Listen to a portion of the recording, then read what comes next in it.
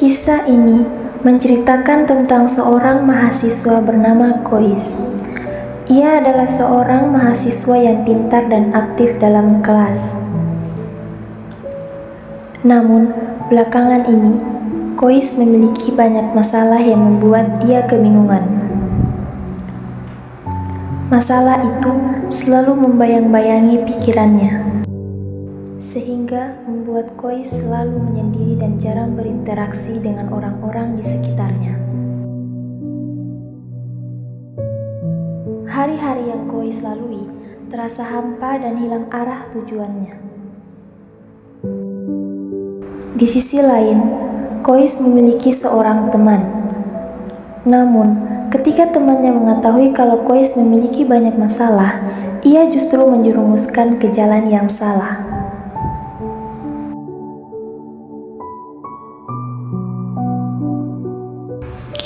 Di saat Kois sedang sendirian, tiba-tiba datanglah seorang yang bernama Aran.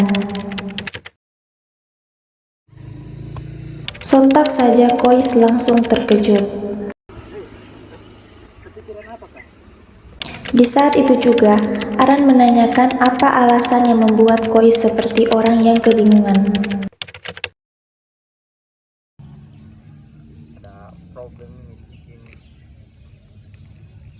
Kois pun menceritakan apa yang menjadi pergumulannya. Ia menceritakan tentang keadaannya sekarang yang hampir membuat dia stres dan gila. Mulai dari tugas yang menumpuk dan masalah di keluarga.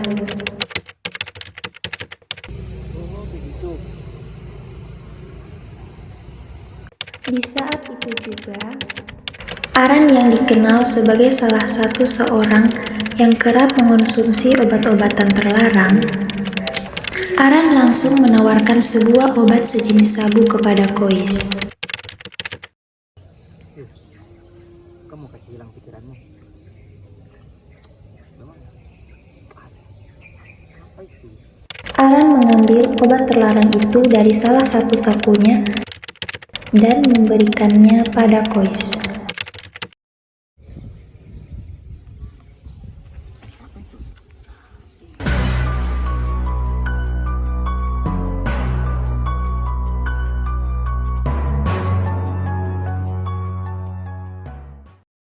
Ini kalau kupakai langsung tenang pikiran. Apa itu? Bisa. Sebentar malam saya kasih tahu dia bicara. Jangan bilang siapa-siapa. Setelah memberikan obat itu kepada Kois, Aran pun langsung pergi. Saya kesana dulu ya. Sebentar malam. Ada.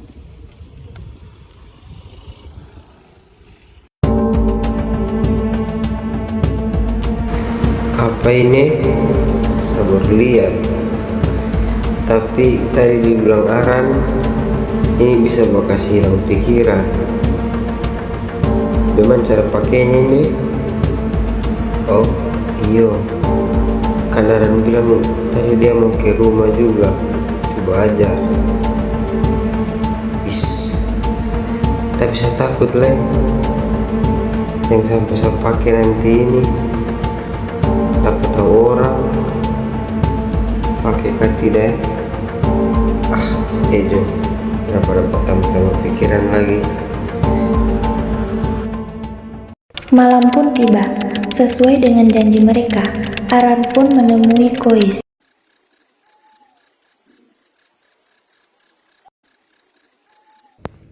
Kois.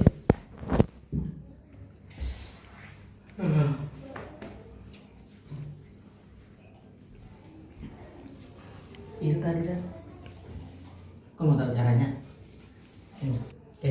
Kalau orang mau pakai itu barang tuh begini. Mana obatnya yang tadi?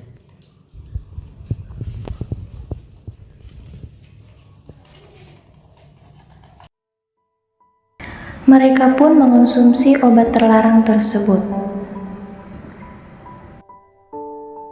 Terlihat Kois sangat menikmatinya. Dan dari situ Kois mulai kecanduan. Mereka tampak kelihatan tertawa girang setelah mengonsumsi obat tersebut. Dan setelah mereka mengonsumsi obat terlarang tersebut, hidup Kois kini mulai berubah. Keesokan harinya, Kois pun pergi ke kampus seperti biasanya.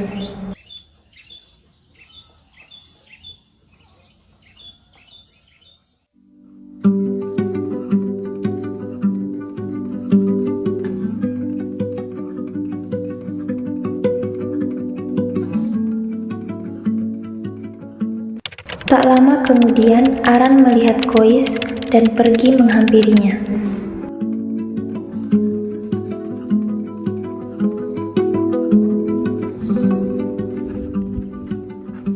Kois.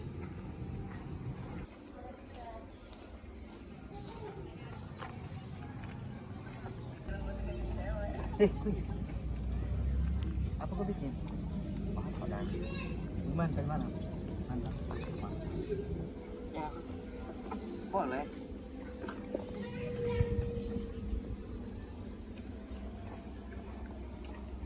Gimana itu barang masih ada? Oh, habis. Oh, padahal ini Iya, uang juga so habis ini. uangmu tidak ada. Ada cara. Kau mau? Apa? Oke, jam sini. Nanti dia tuh. Bisa saja. Ayo.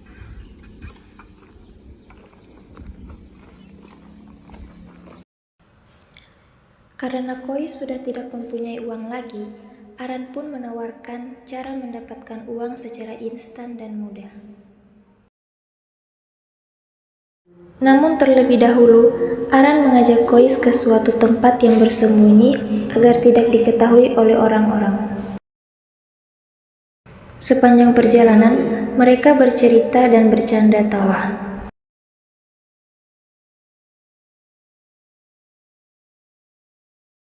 Gimana itu caranya, Kak?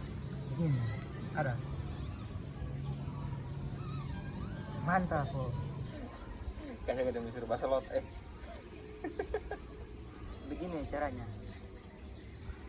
Oh, Aran pun mulai mengajarkan cara mendapatkan uang secara mudah dengan bermain judi online atau judol. Walaupun Kois tahu kalau itu salah, namun Kois tetap bersikeras untuk mencobanya, karena Kois sudah tidak punya pilihan lain. Mereka pun mulai bermain, dan Kois ketagihan untuk mencobanya terus-menerus dan seterus-terusnya.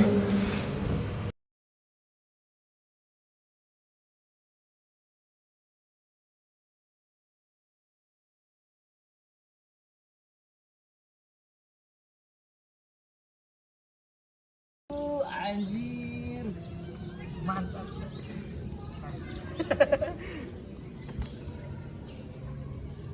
Kau tahu caranya tuh? sudah. Makanya saya mau coba sebentar nih. Yo. Mantap.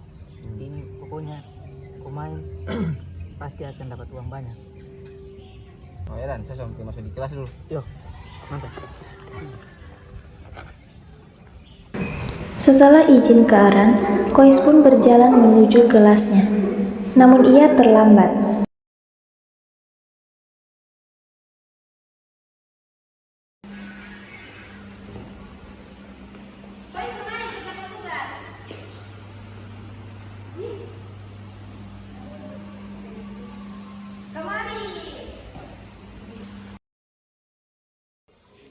Dalam kelas, Kois enggan untuk belajar karena ia hanya terfokus untuk bermain judi online.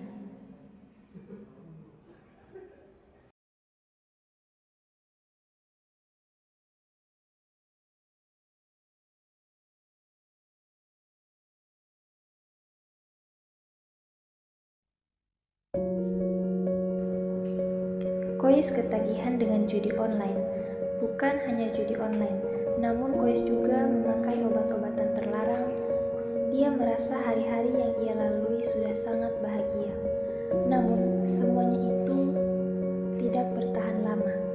Ketika dia tidak memiliki apa-apa lagi, karena semua uangnya sudah dipakai untuk hal-hal negatif, dan Kois merasa terpuruk.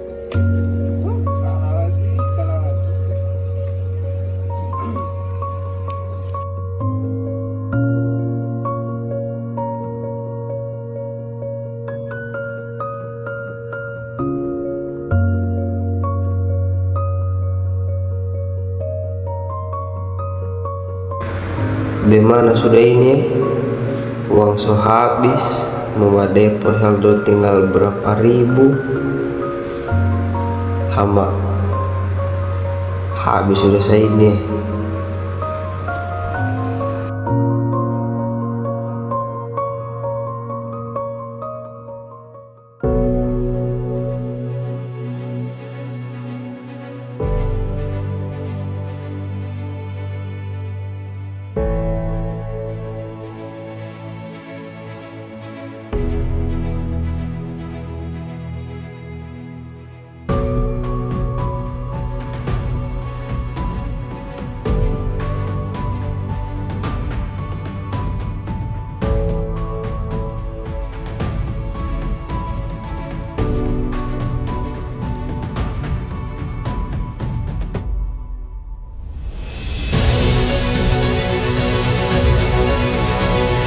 Sore itu, Kois berjalan-jalan di jembatan. Dia merenungi apa yang ia perbuat selama ini ternyata sudah paling jauh dari jalan yang benar.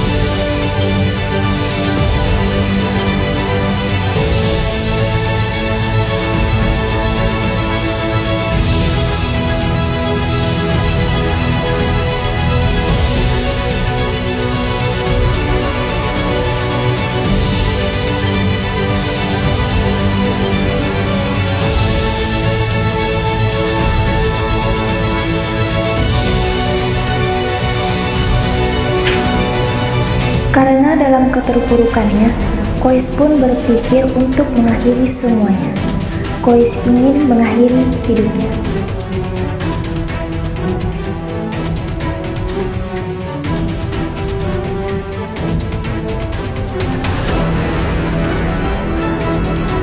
Tak lama kemudian, salah satu teman sekelas Kois yang kebetulan sedang lewat di jembatan itu melihat apa yang Kois lakukan.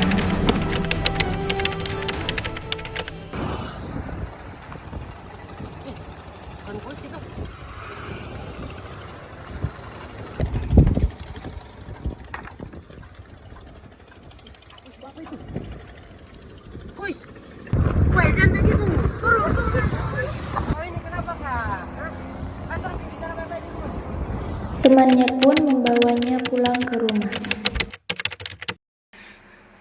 Kau ini kenapa kak? Kenapa kok kayak tadi? Kok ada masalah? Kalau ada masalah baca cerita sama saya, supaya orang cari ke jalan keluar. Kata, astaga yang kau bikin itu terbaik le. Serius, itu cuma bakasi yang cukup punya masa depan. Baru kau banyak-banyak itu beribadah dan berdoa, supaya Tuhan kasih gampang kau punya jalan le. Kau dengar itu? Saya so menyesalin ya, saya sudah ulang-ulang lagi. Saya so mau berubah ulang nih. Saya mau jadi versi lama aku saja. Dan sejak hari itu, Kois sudah mulai berubah dan kembali seperti dulu lagi.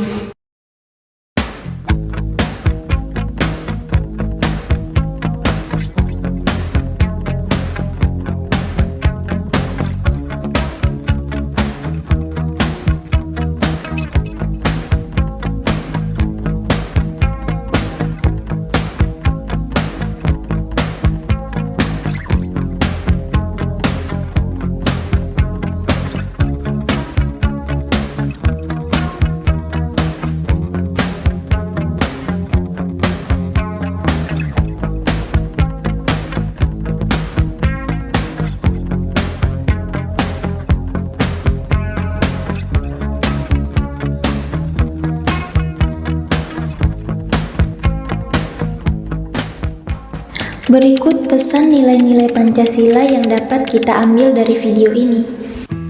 Karena pikirannya lebih memilih mendekatkan hal-hal duniawi daripada mendekatkan diri kepada Tuhan, Kois akhirnya terjerumus dalam kesalahan. Sampai akhirnya Kois menyadari bahwa mendekatkan diri kepada Tuhan merupakan hal yang sangat penting dalam kehidupannya. Peristiwa ini mengajarkan kita tentang sila pertama Pancasila, yaitu ketuhanan yang Maha Esa. Ketika Kois berada di titik terendah dan berniat mengakhiri hidupnya, Roger datang dan memberikan nasihat serta dukungan. Roger mengingatkan Kois bahwa hidupnya sangat berharga dan masih memiliki banyak arti bagi banyak orang. Peristiwa ini mengajarkan kita tentang sila kedua Pancasila, yaitu kemanusiaan yang adil dan beradab. Kebersamaan kami dalam mengerjakan tugas ini saling membantu